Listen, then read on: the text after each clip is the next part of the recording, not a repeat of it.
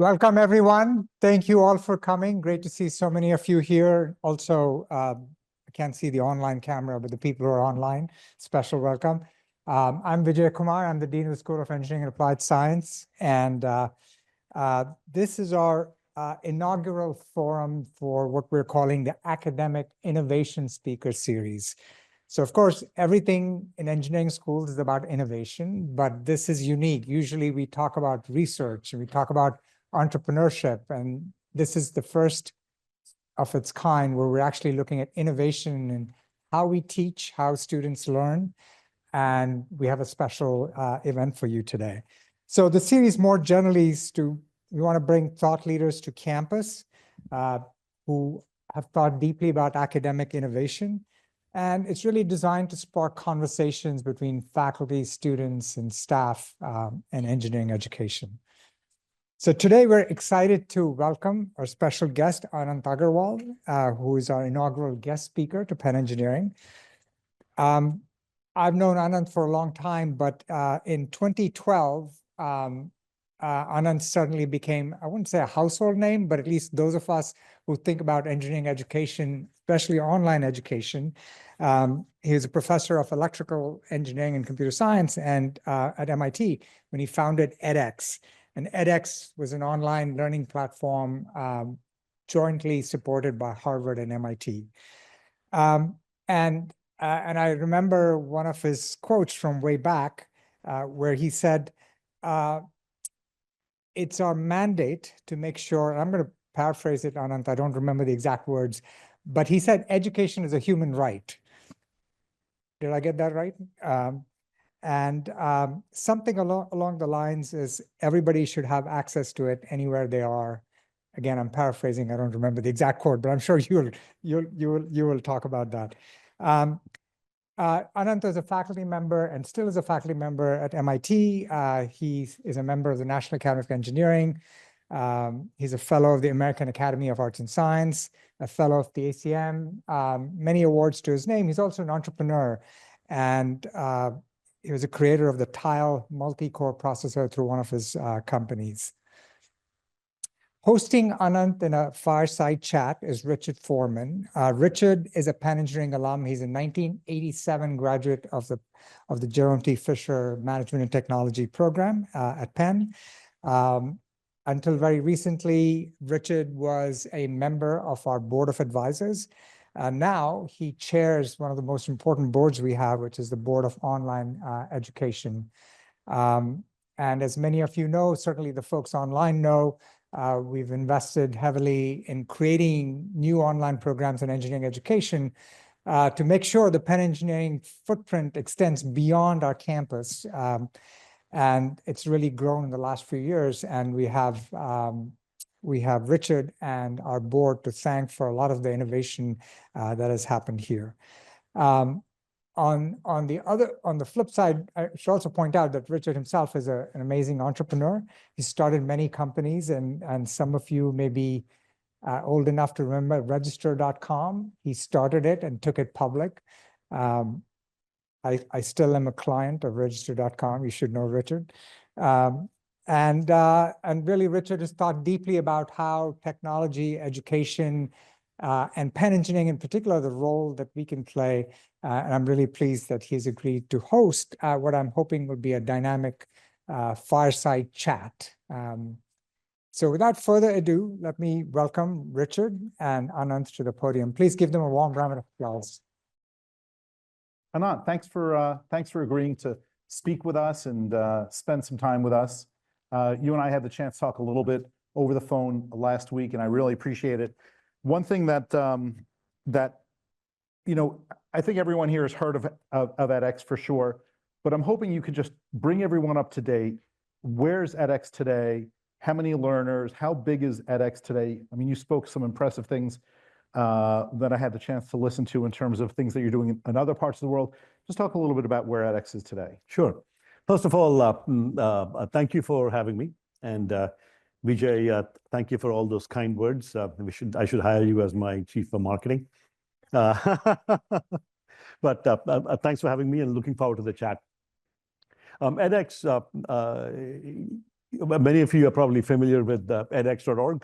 It's an online learning platform where today we have grown to over 90 million learners from every single country in the world who come to edX.org and take courses and programs and executive education, even full degrees from our university partners like Penn and MIT and Harvard and Oxford and Berkeley and Stanford. 18 of the world's top 20 universities are our partners, and companies like Google, IBM, Microsoft, and others who also have courses on the platform. Courses range anywhere from pretty much any topic you want. I like to crack a joke that with the iPhone, the joke is there's an app for that. So here, I play a game with people saying, okay, what interests you? And there's a course for that. So there's pretty much everything for people here. So over time, we've really increased our footprint towards executive education and full degrees. We have about 200 degrees on the platform right now, including many of the degrees in the helping hands disciplines, like, of course, computer science and AI and other topics, but also in the helping hands disciplines. You can actually teach nursing online. We have a physician's assistant from Yale. We also have an online degree in midwifery, believe it or not. So you can teach all kinds of things online. So we've expanded and grown pretty well and continue to do and further our mission around the world. And when I think when I listened to one of your talks, do you still have that program with the state in India? Oh yeah. So so let me tell you about some other things we're doing. So when we started edX, our focus had been people come to edX to learn, and largely over 90 million individuals who come and learn.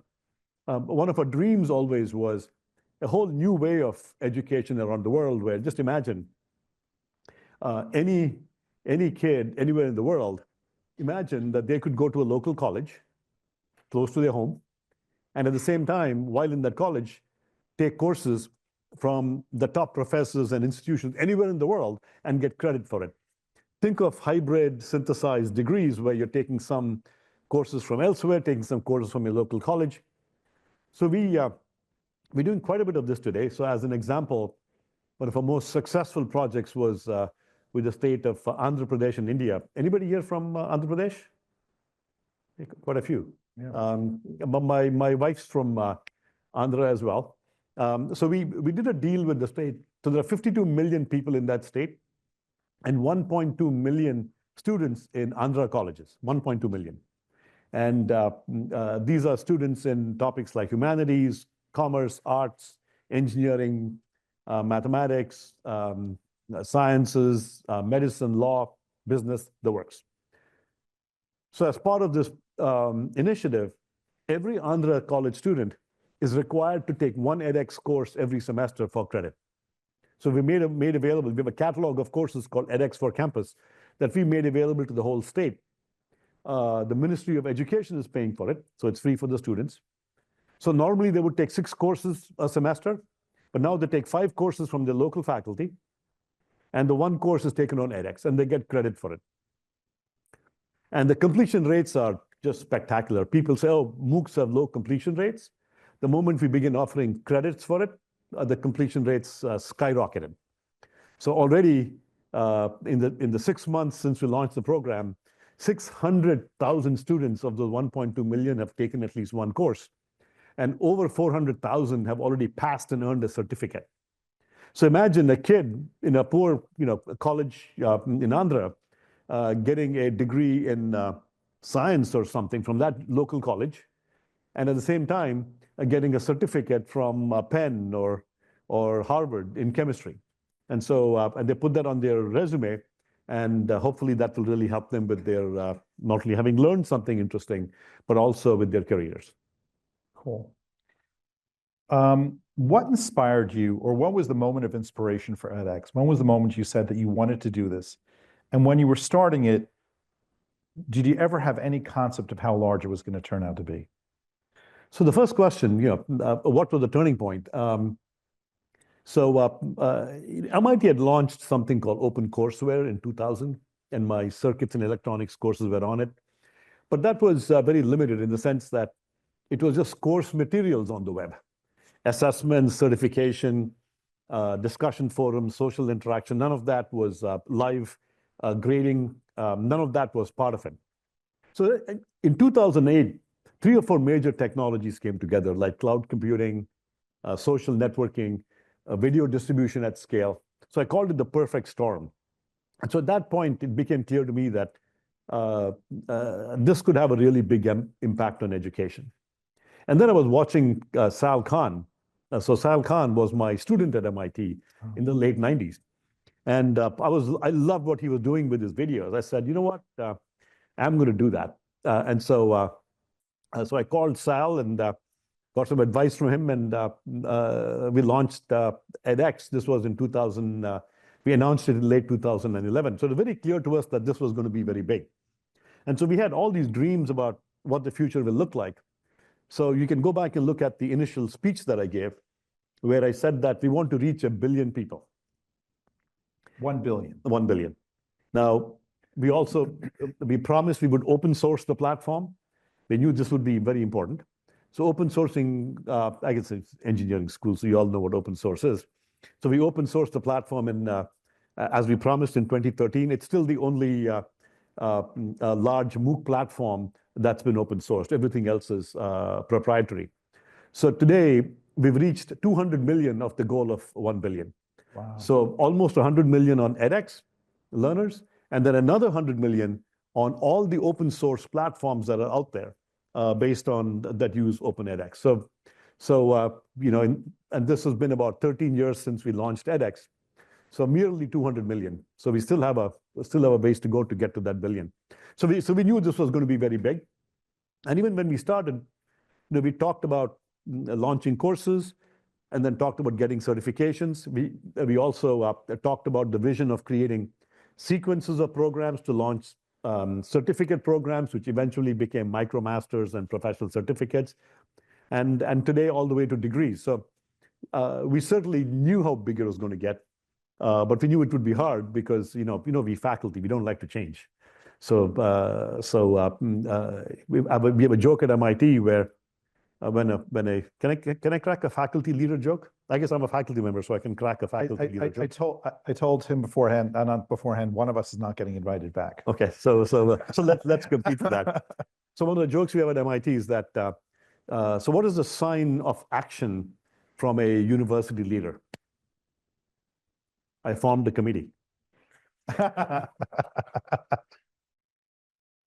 So as some of you know, edX was acquired by 2U. But 2U has had some problems along the way. Can you just talk about the acquisition briefly, and have some of those problems affected edX in any way? So when the pandemic hit, we merged with 2U for about, they paid $800 million. I like to joke that not bad for a small Cambridge nonprofit. And all of that money went into what is called a surviving nonprofit. None of that money touched me, the founder or a CEO or MIT or Harvard. No, all of the money went into a surviving nonprofit that continues the mission of the original mission of edX. edX and 2U merged together, and there were a couple of big motivations for merging together. One was that 2U had very, very similar mission orientation, which was how do we make quality education available affordably to people all over the world? Very, very mission aligned. And second, from a product standpoint, very, very complementary. edX had a great website, a great platform and scale, and 2U had just absolutely fantastic learning services that was able to create incredibly great outcomes. So by marrying the two, it really created the world's most comprehensive learning company. So that was a big motivation for merging with 2U. Since then, 2U had challenges. 2U had financially, 2U was strong with revenues of about 900 million. But in acquiring edX and its previous acquisitions, 2U had racked up about $900 million in debt. And that was really hurting the stock price. And the debt was a real challenge. And so a few months ago, but 2U restructured itself. And through the Chapter 11 process, where about a little over half the debt was taken away, and the remaining debt holders owned the company. And so it's now gone private, and it's emerged from Chapter 11 about a couple of months ago. And the debt holders put in an additional $100 million into the company. So financially strong and able to continue the mission. So as far as edX and 2U are concerned in terms of our services and offerings, it's as strong as ever. And really, the services continue, our partnerships continue. We had 270 partners when we started. Not a single partner gave up on us, and they've all stayed with us. So super excited to continue the mission. So it was more of a financial. Onward to $1 billion. It was more of a financial engineering issue than was related to the operation. I wish I talked to you before the restructuring. It was a financial engineering process. Absolutely. And but is edX separate enough from an operational perspective that this all doesn't make a difference? No, not quite sure if it's separate operationally. I mean, certainly it's the same management team that manages the edX portfolio, exec ed, and degrees and all of that stuff. And there's also a lot of synergies across the programs. So one thing edX couldn't do before was some of our partners had great content, but they simply didn't have the resources to create great courses. So now we're able to use the resources that were at 2U to help them create the courses. So it's not independent standalone. Certainly there's a merger of functions across 2U, but the products still continue and the partnerships still continue. Those are still very distinct. Great, great. So I'm going to move on a little bit to sort of the impact of online education. And years ago, I remember the stat, well, I don't know whether it's true or not, but the story still holds, that the number one course that was being taught at Yale was Harvard's CS50 course. I don't know whether is that true? Yes. Okay. So the number one course, this is years ago, I don't know if it's still the case today. The number one course that was being taught at Yale was Harvard's CS50 course. I guess implicit in that is an assumption that Yale made that Harvard can do it better. It's a quality course. They can do it better, more effectively. When you think of that impact upon education overall, does that mean, is that a directional trend that we only need one calculus professor for a region, that we only need one introduction to physics professor? What is the implication of something like that as it relates to learning? So there's really two ways to look at it. The first one is that as universities, we should be sharing more. CS50 is a great course. For those of you interested, check it out online on edX, CS50. Many of you are probably... Sorry, check out Penn's course in CS. There are 6 million students who've taken that course. It's probably considered one of the world's most popular CS courses.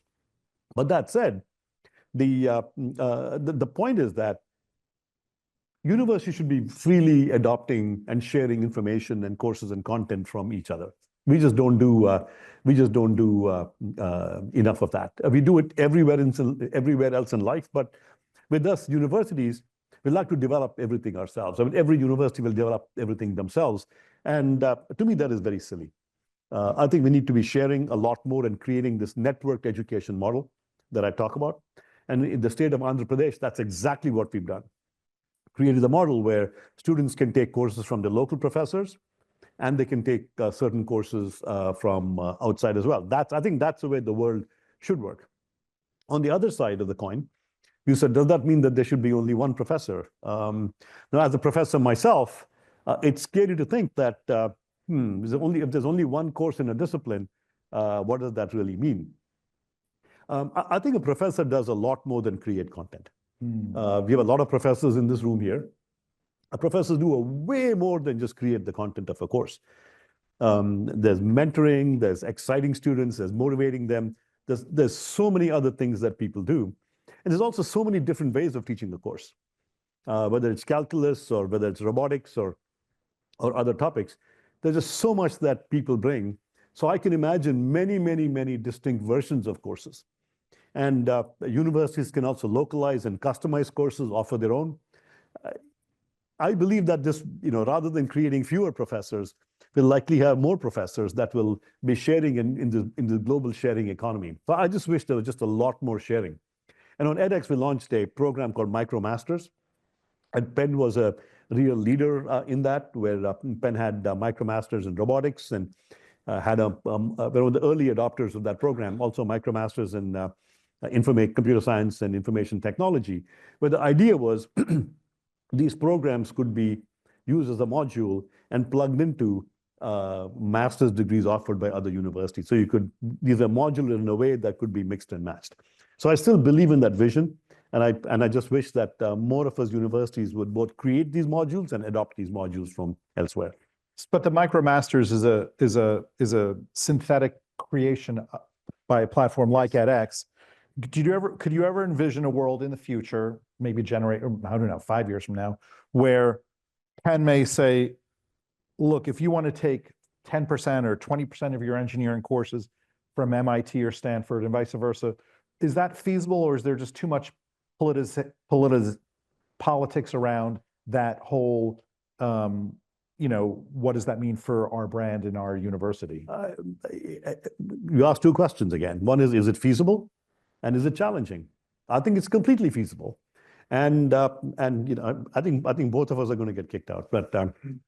And I think, as students, I think, and faculty, I think we should rise up and say, look, why don't we share? This is computer science. We are learning networking and sharing and all of that stuff. Why aren't we sharing? Why can't I take at least some percentage of what I learned from elsewhere, just as other students can take a percentage of what is taught at Penn elsewhere? Like in Andhra Pradesh, for example, 6,000 colleges. Every one of those colleges is now taking at least one course from universities around the world. I know in my own, I teach 3 courses on circuits and electronics. And when we started this program in March, it is shocking. I was looking at the enrollments in my course and completions, and starting March, boom, it shot up. That there was a spike because of Andhra Pradesh. And in the past 6 months, just because of Andhra Pradesh, the number of completions in my course has doubled just because of one state. And so the numbers can be staggering. And so if that state can do it, I mean, it is completely feasible. The technology is there. It's a good thing for students. It's a good thing for faculty. It'll lower the cost of education, make it higher quality. I don't understand what's not to like. I would love to talk to somebody who can tell me why that's a bad idea. And then the second part of the question is that, why is it not being done everywhere? Why is it not being done everywhere? I think people should ask for it. I think as faculty and so on, we should move to do it. And I think part of the challenge is people say, wait a second, if I were to use their courses, what happens to my brand? But it's a quid pro quo. If I use their courses, they will use my courses, and your brand will spread. And so those who do it first, their brand will spread faster than all the others. So I think it's a good thing, and it will internationalize education in a way that is never possible before, and it will help students. And ultimately, as faculty, we want to help students. Will it help students or not? I think it helps students. I think, look, being an MIT professor, I think it's probably likely a lot of technology or STEM students are going to want to take courses at MIT, depending on where they are, may not necessarily go the other way. So I don't think it's necessarily a zero-sum game. No, it happens today. At MIT, my son did mechanical engineering at MIT, and he spent a semester in Madrid, and he took a course and got credit at was it UC3M, and so I think there'll be many reasons why people will take courses from various places. It doesn't have to be 100% of the courses. Okay, fine. How about one course? Right. How about requiring every student in the world to take one course from some other university? That would be a start. Okay. So thank you. Well, I'm going to move on. We have some questions that we got from beforehand from the audience. So I'm just going to ask one of those. What are the current use cases for large language models being incorporated into academic analytics in higher education institutional research. So I was wondering when AI would come in. I mean, today there's no conversation. There's nothing you can do where you can't bring in AI. So AI is having a massive, massive impact in education. And I was at I just flew in last night from Guatemala. I was at the Latin American AI Summit, and my speech was on AI in education. There's just so many ways that AI is transforming every single field known to us. Education is no exception, and AI is transforming education. So I'll talk about what we are doing today, and I'll talk about what is possible. In terms of what we are doing today, I take edX as an example. Just go to edX.org, and right when you go there, on the home screen, you'll find you can interact with the Expert X, PERT Explorer. By the way, we began using X before Elon Musk. So at edX, everything is X, like the edX.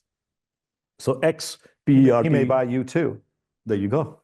So the few zeros there. So education is important. So if he, with the new government and so on, if they really want to plan to offer universal high quality education, it can. So the technology is there. It can be done tomorrow. I mean, boom, just like that. It's easy. So with AI, Expert Explorer, you can go interact with Expert Explorer, and it'll help you find what you want to learn.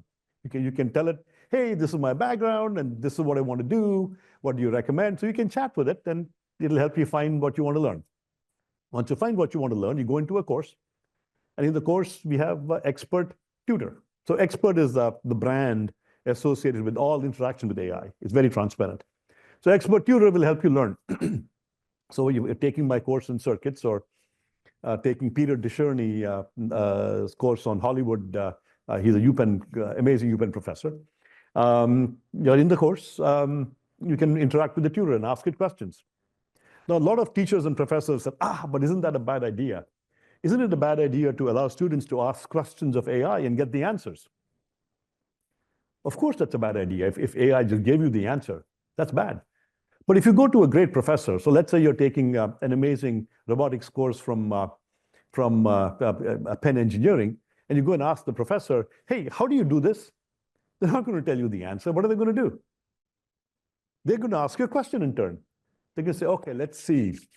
So do you know how to solve endpoint problems to move a robot arm? And you say, oh, yeah, I know how to do that. Okay. So they'll ask you a question, and they'll lead you to the answer by asking you questions. So we programmed the robot using the prompt engineering, Expert Tutor, to, again, not give you the answer, but work like any good teacher with you. So you can, AI has come a long way in terms of, with Gen AI, to be able to have these conversations with you and be a really, really good teacher. So we have learning advisors as well, helping students in our boot camp and degree programs. And here's a shocking statistic.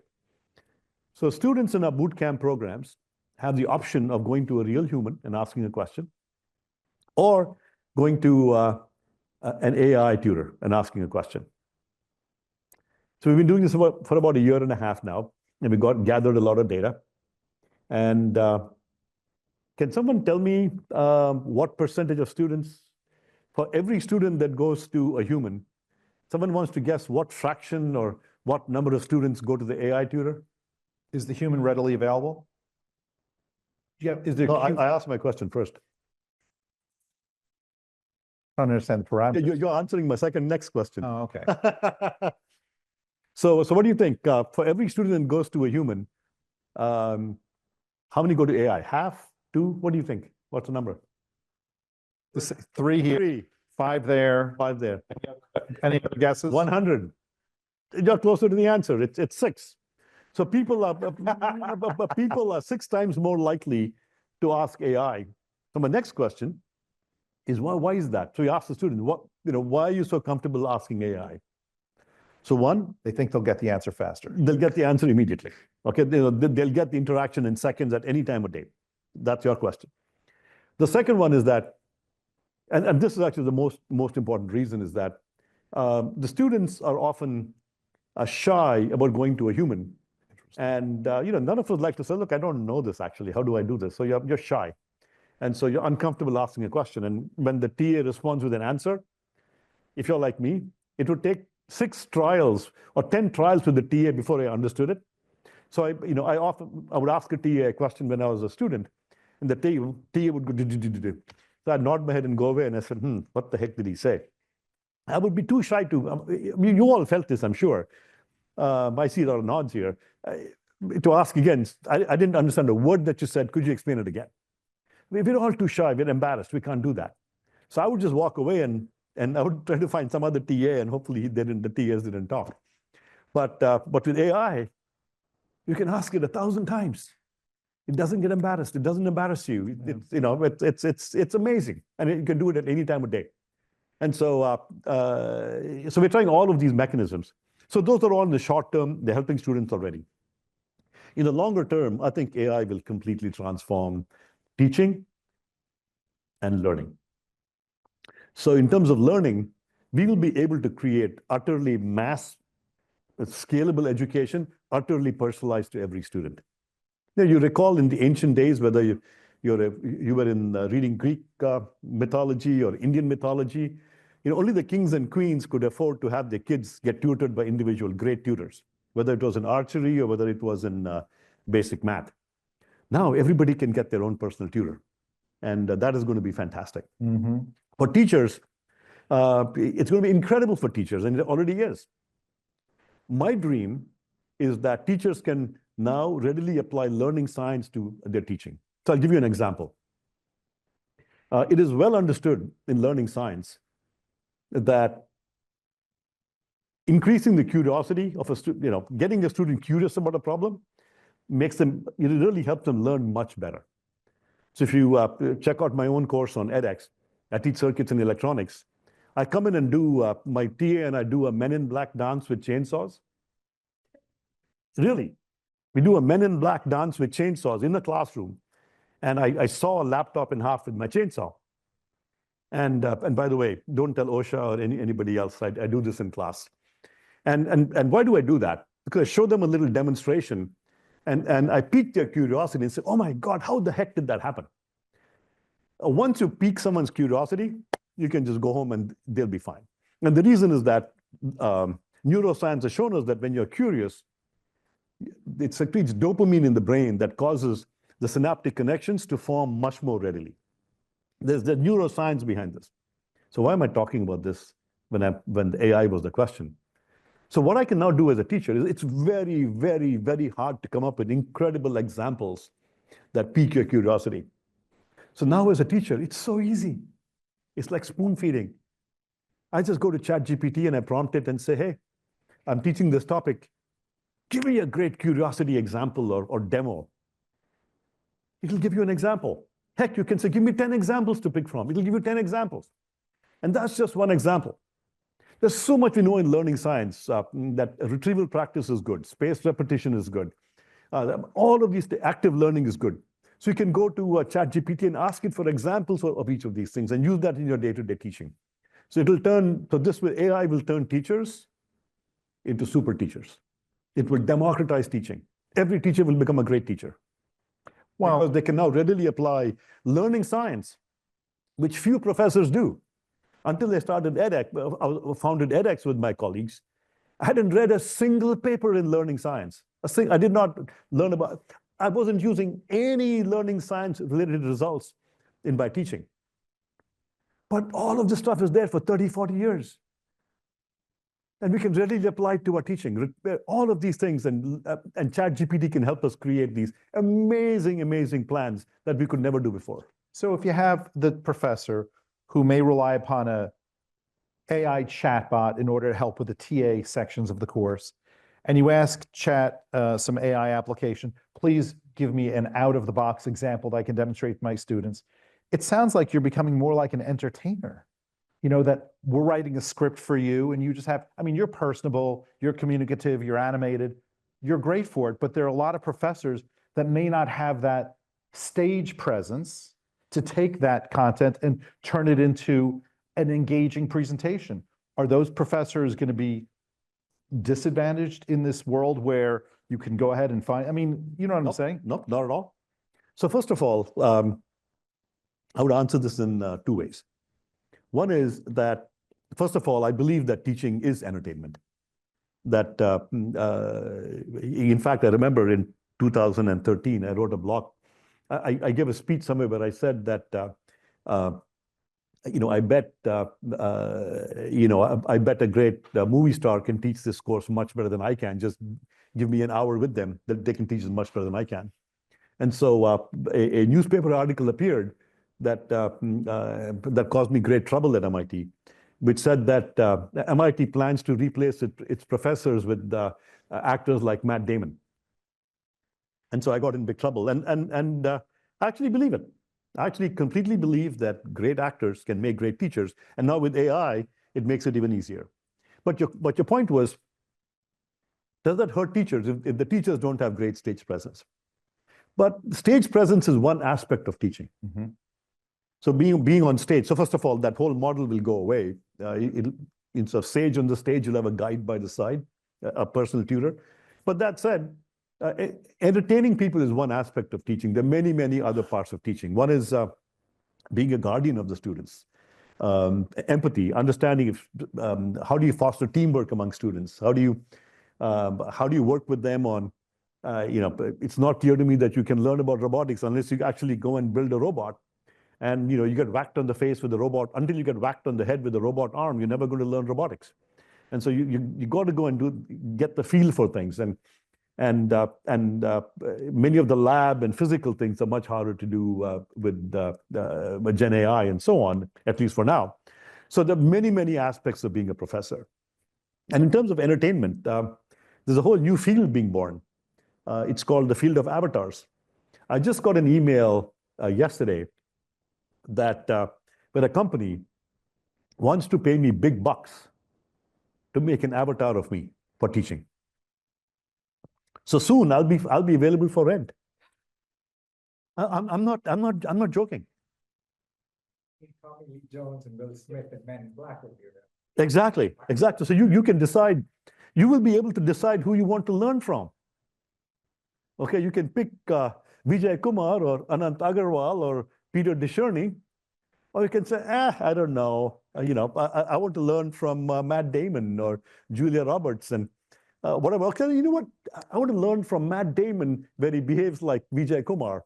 And you can do these things. And soon, people like Vijay Kumar and others will be able to, their personas will be available as models and avatars. I mean, the whole world is going to change. And you can pick who you want to learn from. Then even, and these avatars will have my Indian accent, and it's going to be unbelievable. So you're saying you can choose who you want to teach your course? Instantaneous. In fact, I can show you half a dozen websites today where you can plug in a sentence and you can say, read me back that sentence with an accent like Agarwal. I mean, they have pre-programmed set of avatars, but soon everybody will have an avatar running around. And so the world is going to change and we don't even know it. So another question from the audience is, what can computer science students do to set themselves up for a career in educational technology? What are the most valuable skills for a career in ed tech? After what I just said, I'm sure all of you have lots of ideas about what are things you could do with computer science and AI in ed tech. So ed tech was booming about 10 or 12 years ago. And let's ask our leaders from Bessemer, has ed tech come back? Probably not. But it's getting there. But I think AI plus something is the new hot topic. And AI and ed tech, education is one of those gigantic markets. It's like funeral services. You'll always need them, right? You'll always need medical services. You're going to fall ill. And you're going to need education services. So AI in education is going to get big. So I would learn Gen AI and AI, and I would learn computer science and apply it to education. And particularly application areas. Just this avatar concept. I mean, I can think of 10 startup ideas of how you can apply in education, AI for teachers, helping teachers create fantastic lesson plans, personalized learning platforms, platforms that, there's this company that will take your PowerPoint presentation and create a podcast out of it. Can you believe that? You give it a PowerPoint, it'll create a podcast. Soon, professors, if you create PowerPoints for your class, students will just feed the PowerPoint and get a podcast, and they'll go to bed, listening to you and not watch the PowerPoint. So all of these things these are all EdTech companies. So I would love to see your energies going to creating EdTech companies by applying these application areas. It's just so much fun. So I know that you have a question. Do we have a microphone? Dean Agrawal, I really have to disagree with you. You are putting AI on high pedestal. But remember, you are in the engineering school. Engineers build things, deal with the physical world. You haven't mentioned anything. How are we going to train the kids about the physical world? What is force? What is elasticity? How are you going to build the construction engineer so that stability is... No, but in his defense, he did talk about the needs for practical presence. No, but let me. No, but No, he's you ask a really good question. How are you going to implement this access to the labs, Sure. to the physical world? So that, Online university. Fair enough. Great question. And actually, we need a lot of these working class kids to train skills so question. that they get jobs. So Great question. So the question was, thank you. in the context of the online, sort of a national online venture, a national academic platform where people are learning online, how will we help them get the skills that they need where they have to, like maker disciplines or, and so on? So it's a great question. So there are many ways to do that. One is simulation technologies have completely taken off. Check out my circuits course, where we have virtual breadboards and virtual oscilloscopes and virtual everything. And that is a big step in the right direction. But when you design a lot of these tools today, it's all virtual designs anyway. But let's say you really, really have to build a robot arm and really see it move and something really physical. There are many ways to do that. So one is that, I'll give you an example. We have a course on edX from a couple of professors at UT Austin. They teach a course on embedded systems, and they have tens of thousands of students taking that course from all over the world. So how are they teaching an embedded systems design course, which involves building a kit all over the world? What they did is that they partnered with TI that built a small, little, very inexpensive kit for $12. And working with the company, they're able to ship that little kit anywhere in the world at very, very massive, massive volume. Tens of thousands of that little kit being shipped everywhere. Like mine, exactly. So that's one example. Yet another example is what you can do. You can do most of your learning online. And the third, this may be the most practical answer. Do most of your learning online, but then for the practicum, you go to a community college. You go to local centers where you do some hands-on stuff. But you don't have to go there 7 days a week. You can go there once a month and spend 2 days and do a project. So there are many ways in which you can build. You can bring these kits to your house, or you can go elsewhere. You can be working at a company and access a lab at a company. So there's many, many ways we can do this. So like a hybrid solution. It's a hybrid solution, yes. Great. So I have another question from the audience here. In your opinion, what are some of the problems/applications that should be solved or explored in the near future concerning the education technology field? So what are the most pressing challenges that we could be solving with in this field? I think there's many. I mean, how do I start? But I'll just pick one. So with online learning, one thing that we have seen is that because it's so easy for a student to disengage, that very often the completions can be very low. So unless you're getting a certificate or unless you've paid some money, the engagement can be low. So being able to create the very highly engaging experiences while learning online, to me, is a wide open challenge. We have many ways we do this. So on edX, for example, we use celebration. So simple things like, a simple experiment. When a student gets their first homework problem right, suddenly the screen will shower with Balloons confetti pop and down. yes, confetti comes down and celebration, yay, and all that stuff. And we've actually measured and shown that students love that. That gives, oh, okay, let me go to the next one and let's see what pops up when I get that correct. So simple gamification ideas. But there's so much more we can do to engage students without necessarily bringing humans in. Because the moment you bring humans in, it becomes expensive and doesn't scale. So can we use AI to motivate students to keep them more engaged? So to me, that is one of the bigger challenges with digital learning. How do you automatically create, add engagement, almost like adding high octane fuel into a car? How do you add engagement to an existing course? And I'm confident that that there's a couple of startup company ideas in there in terms of, here's my course, flip a switch, it becomes a more engaging course. The technology is there, you can do it tomorrow. And then you can go and sell it to schools and colleges and universities and say, for $100 a course, I'll make a course a more engaging course. And that's definitely a problem that every online course. Every online course can benefit, absolutely. Okay, so we have one more question, and this is really a doozy of a question. Uh-oh, So it's a dystopian question, uh-oh. and it's from the audience. I bet you wrote that. No, I did not write this, no. No, if the end of the world, it's a dark one. If the end of the world were to come and all the scientific and technological achievements were to be destroyed and be lost, and you had to represent, and you were chosen to represent your field, to leave only one statement or sentence to the people of the future, what would you say? I didn't write it. I would say, learn how to learn. Learn how to learn. Okay. Just retain the knowledge about how to learn effectively. I want to really thank you for your time. This could go on for me. This could go on for hours, many hours. But I really appreciate your coming to Penn to speak with us. And I think and I mean this sincerely, for society, I think what you're doing is amazing.